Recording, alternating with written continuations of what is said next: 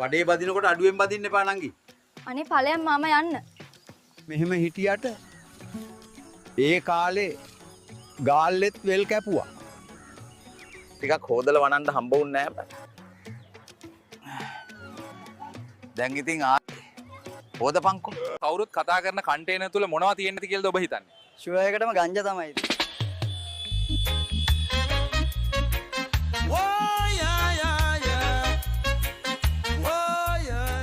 ගෞරවයෙන් බුදු සරණයි.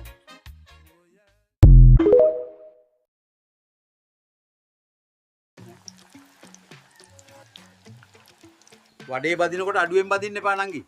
අනේ ඵලයන් මාම යන්න. මෙහෙම හිටියට ඒ කාලේ ගාල්ලෙත් වෙල් කැපුවා. ටිකක් හොදලා වනන්න හම්බ වුන්නේ නැහැ. දැන් ඉතින් හොදපන්කෝ. කවුරුත් කතා කරන කන්ටේනර් තුල මොනවද තියෙන්නද කියලාද ඔබ හිතන්නේ? ෂුවර් එකටම ගංජා තමයි ඉතින්.